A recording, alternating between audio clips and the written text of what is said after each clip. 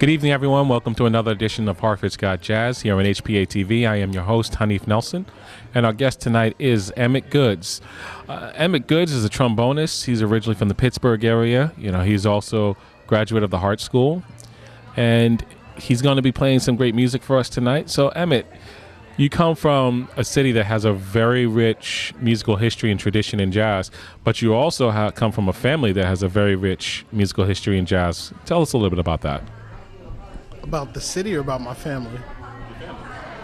My grandfather is J.C. Moses, who was a drummer, and he played with all kinds of jazz greats from Clifford Jordan to Kenny Dorham to Archie Shepp to you name it. And my older brother is also a musician. He plays the bass, and right now he's touring with Chris Bodie. And he's played with Mulgrew Miller and Russell Malone and you name it. So, music's been a big part of my life, I think. And I was also blessed to grow up in the city of Pittsburgh and be mentored by Roger Humphreys and Aretha Franklin, which was great. We got to play and back her up in Pittsburgh. And I had a chance to play with Gladys Knight and Jennifer Holliday, and was on the road for a little while with Jennifer Holliday, and each opportunity, you're grateful for, and you just love to make great music with great musicians.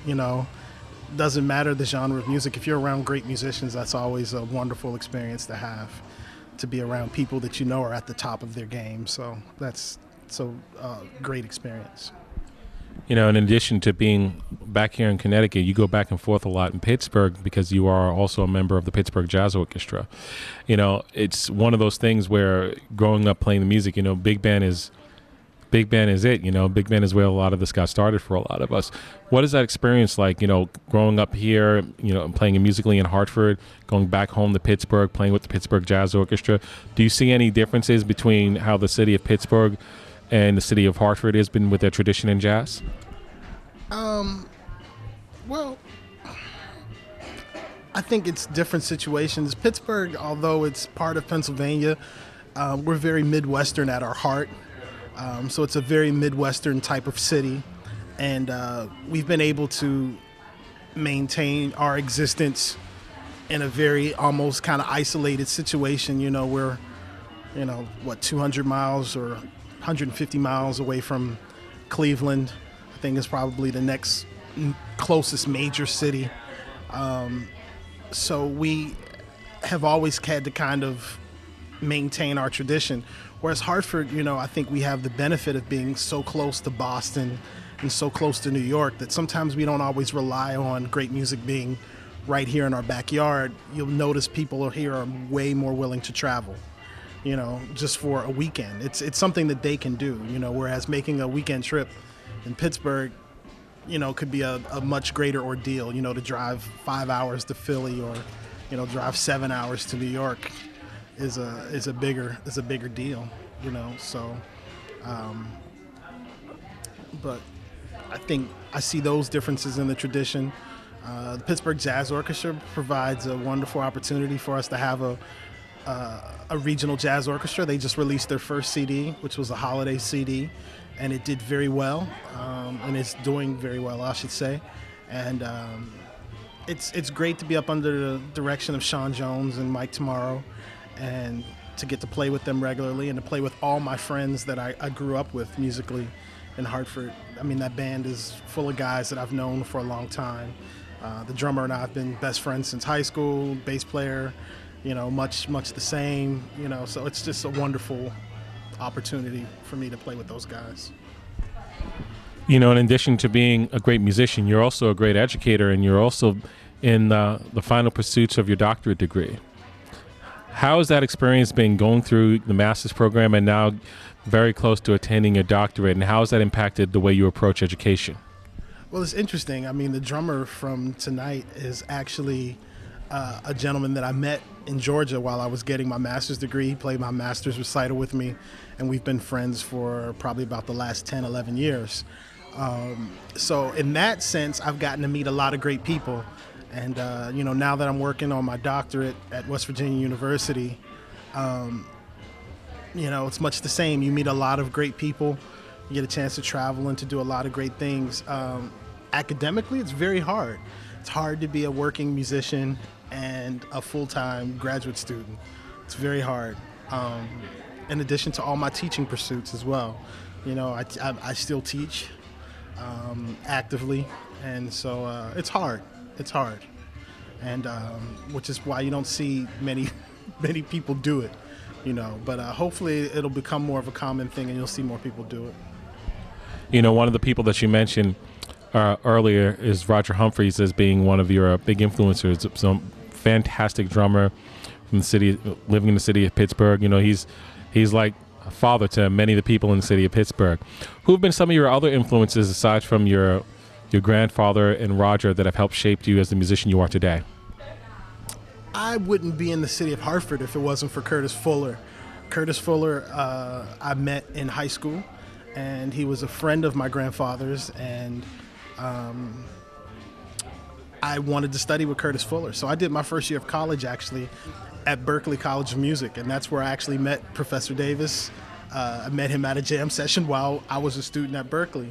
And when things didn't work out for me, Berklee financially, I ended up back in the city of Pittsburgh, and Curtis happened to be there doing a concert with Jackie McLean, and Curtis said, "I want you to meet Jackie." And he literally pushed me over to Jackie and told Mr. McLean my story, and Mr. McLean was more than willing to help, God bless him. And it changed my life being in Hartford.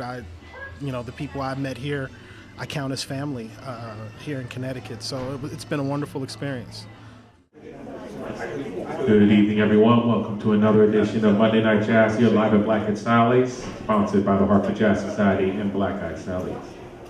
This evening we have a Pittsburgh native who has made Hartford his home, and he is backed by a band of people that are very familiar to the Hartford area, and someone who's new to the Hartford area, but very familiar with many of the Hartford musicians that are now living in New York. So tonight we'd like for you to sit back, relax, and listen to the Emmett Goods Quartet.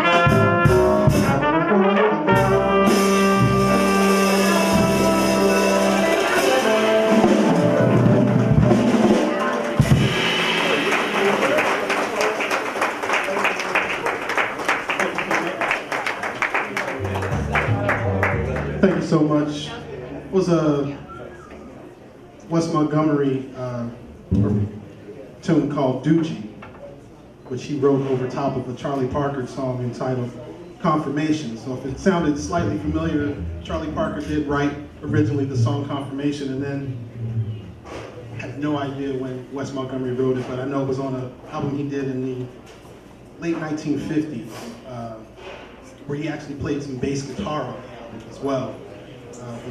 It's a song called Doogie. Next we're going to play an original composition of mine. This one's entitled Daughter Listen Well. And it's probably one of the latest things I've written. So hopefully you all like it.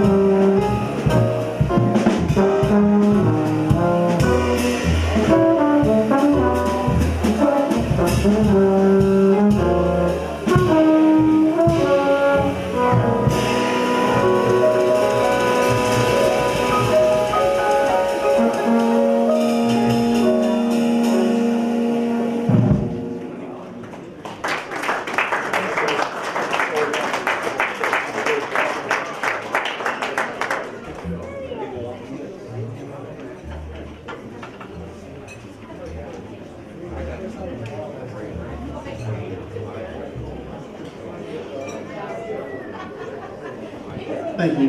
This next selection we're going to play for you is by the great Billy Strayhorn. I know most of us are in a mood to celebrate Frank Sinatra's 100th birthday, but there's another big 100th birthday this year, and it's actually that of Billy Strayhorn. Now, most of us don't know who Billy Strayhorn is, but for the better part of Duke Ellington's career, he was Duke Ellington's co-writer. He was the ghostwriter. He was the person in the shadows that you didn't get a chance to see. And with me being from Pittsburgh, and specifically being from East Liberty, I have to pay homage to this gentleman because he's from my neighborhood. My great-grandmother, who just passed a couple years ago at 97, knew the family well. And she was just a couple years behind Billy Strayhorn in school. They all went to Westinghouse High School, and I got a chance to play for the marking. He got a historical marker in 1994 at his alma mater of Westinghouse High School. So Billy Strayhorn, really important writer of the last 20th century, and we're going to play a couple of his, but this first one is Upper Manhattan Medical.